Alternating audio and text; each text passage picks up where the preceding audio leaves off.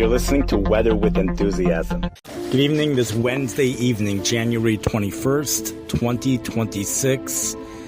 You're listening to Weather with Enthusiasm. This is Simcha Lefton, your weather enthusiast, bringing you the latest update on this very significant developing winter storm. This is affecting portions of this country that don't usually see snow or ice.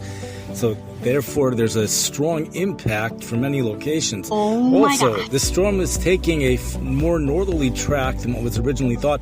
That trend continues, and now the entire St. Louis metropolitan area is now included in the winter storm watch, with the potential to see 6 inches or more across the entire St. Louis area. If there was to be a 10-to-1 snow-to-water ratio, we would be looking at, around a foot for places in the bullseye. But we're going to be seeing larger than a 10-to-1 to snow-to-water ratio, especially because it is so cold out. The fluffy snow pushing those snow-to-water ratios more up to 15-to-1. This is going to produce higher snowfall amounts over a foot. And we even have in the East Coast, we have the snowfall area has gone significantly north. We don't even have North Carolina really so much in the storm anymore. Baltimore, Maryland could be getting a foot of snow or more. In fact, their National Weather Service says that the situation could become life-threatening, along with many other locations say something of the same. Let's talk about what exactly is going on, why this storm is so significant. So first of all, we have copious amounts of Gulf moisture which are feeding into the storm. But even before that happens, we have a plume of tropical moisture, which the Weather Prediction Center says this is an anomaly. They say this is anomalous plume of Gulf moisture which is coming in from the Pacific Ocean. That subtropical jet already moisturizes the upper atmosphere of the storm, allowing the precipitation field to expand so efficiently when it reaches the Midwest. That is why we're seeing this. It's not just the track is going further north, but it's also expanding. It's expanding, and we now have the Chicago area will be on the northern fringe of this snow. And, when you combine that with the northeast winds coming in off the lake, a snow lover is waiting with anticipation to see what the high-resolution models are going to be saying about the lake effect snow for Sunday, because we have bitterly cold Arctic air blowing in off of the lake, blowing over the Lake Michigan, impacting Chicago, according to the European computer model. So we have also a system a piece of energy coming out of Canada, interacting with the system as well. So Chicago is expected to get some snow from this, snowfall accumulation from even the main system at this point, the northern edge, and then we continue to get some snow from also this system interacting, coming out of Canada. But if we do get anything heavy here in Chicago, it's likely going to be from a lake effect event that could happen for areas near the lake later on Sunday. Now, many of the forecasters are comparing this somewhat to the 2021 event on the Gulf Coast, the historical Arctic outbreak back in 2021, Rosh Chodesh Adar, which happened in February. So it's not as intense this time around, but the low pressure system does develop on the Texas coast. That's where you see it developing on Friday. It moves into Louisiana on Saturday over Shabbos. It develops even better, forming 29.8. It then develops into a 29.7 or even 29.6 as it moves into eastern Tennessee or even West Virginia on its way northeast. And at the same time, there's also a storm system forming on the East Coast. It's not even clear. The original storm track was like going from Louisiana to Georgia, then moving up the coast. This one is going from Tennessee.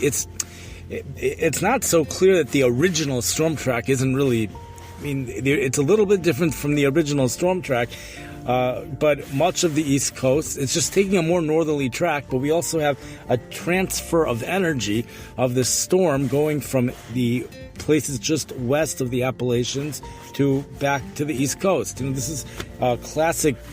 Part of this is becoming a classic setup. What's interesting is that the storm originally was forecasted to go along the Gulf Coast. There was going to be a boundary, a solid front, and the storm would ride that boundary, making its way to the East Coast. Well, at this point, that's not exactly what's expected to happen. What's forecasted to happen, a storm system from Texas moves into Louisiana, heads northeast. It goes from the lower Mississippi River Valley to the eastern portions of Tennessee, and then the energy gets transferred. At one point, you see two low pressure systems, each one 29.67. One over the West Virginia area, another one off the coast in the mid-Atlantic area, and then they consolidate into the off the mid-Atlantic area 29.54, and then it rapidly intensifies from there. We have a foot of snow on the way for Baltimore, 12 to 18 inches for portions over. That's the East Coast, but even here in the Midwest, the National Weather Service isn't mentioning those numbers yet, but those numbers are implied. And when you look at the European computer model and you go by the 10-to-1 snow-to-water ratio, you will see numbers of a foot or even higher. And we know that that snow-to-water ratio is even going to be higher than 10-to-1 for many places. Kentucky looks like to be a hot spot over there. Southeast Missouri, the Boot Hill, is supposed to be a hot spot over there. Cape Girardeau, Missouri, the Springfield, Missouri. All of this is really coming together right over Springfield, Missouri.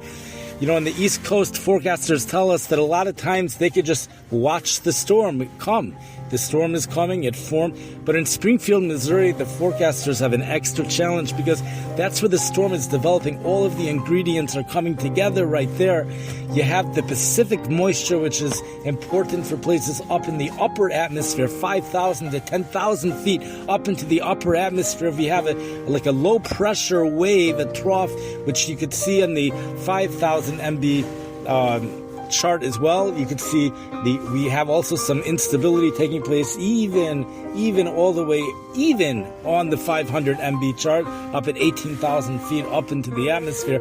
That instability might energize things as well, according to the Paducah, Kentucky National Weather Service, but it also could break some of the ice crystals of the snowflakes, causing a slight reduction in the snow-to-water ratio. But that's it would be, they're saying 13 or 14 to 1. What would it be otherwise? Maybe slightly more. I don't know. But usually in that area, it's only 10 to 1. Chicago, on average, is 12 to 1. We're going to be seeing in the Chicago area, any snow that falls would be 20 to 1, maybe even higher than that, especially for the lake effect, if lake effect indeed does happen. So we have the warm air advection coming in off the Gulf of Mexico. Those are things that people are going to be paying attention to. An ice storm with power outages expected for portions of Arkansas, a large portion of the South. And then we have the Geschmack, the wonderful, amazing snowfall, the heavier snowfall of a foot happening to the north of the central Arkansas area. Northern Arkansas, southern Missouri, Kentucky, St. Louis, Missouri is now included in the winter storm watch, and the storm track continues to make itself north. It's on that trend of going north, and Chicago is now included in the most northerly part of the system. So the trends continue to go north. We now have Baltimore in the bullseye, getting a foot of snow or more in the Baltimore area. After this comes a dangerously cold Arctic outbreak where wind chills to 36 below in portions of the Chicago area Shabbos morning. We have, when it's 40 below, the Fahrenheit and the Celsius come together. So there's a lot going on this weekend. It's impacting a very large portion of our country as well. New York City is being impacted by this as well, with very significant snow. Philadelphia, the whole state of New Jersey is getting very significant snow from this. That's all in the forecast. These are things that will be happening early next week as this weekend storm over here, the south central states, even portions of the Midwest. Cincinnati, Ohio, it's solidly in there, several inches or more. I would think there's a winter storm watch already for Cincinnati, Ohio. I would think it's a solid more than 6 inches. It's Cincinnati was out of the question a day ago, but we're now it's in there. It's right in there.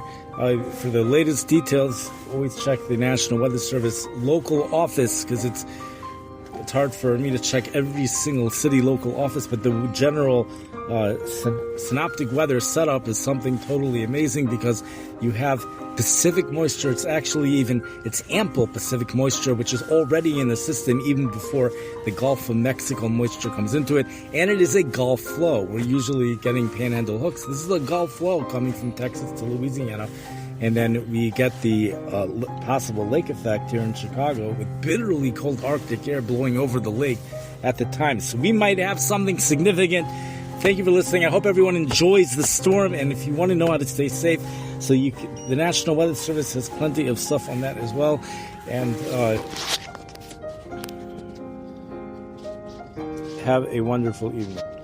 I will mention that we're about to get a snow squall in the Chicago area this evening from a major Arctic front that could greatly reduce visibility, and then another one tomorrow evening before the real cold Arctic air comes in, where temperatures might be below zero the entire day Friday before dropping to 5 to 15 below zero Friday night. That would be happening early Saturday morning on Shabbos, and then another blast of bitterly cold Arctic air comes in Sunday night, Monday, the beginning portions of next week after the lake effect snow.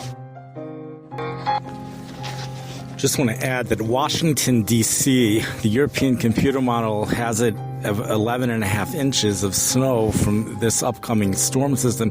The system is bringing 8 to 9 inches of snow in New York. What you have to read is the forecast discussion from the National Weather Service to see if any of this is going to be freezing rain or sleet. But this is impacting, at this point, very big cities here in the U.S. These are the biggest cities, including the capital and New York. And so it's impacting large cities. Chicago is not getting, as of right now, Chicago is not expected to be strongly impacted initially from this storm. You would have to wait for the lake effect before we get strongly impacted. And for that, we would need the high-resolution models. To me, it kind of resembles what happened in 2022. It really does resemble that.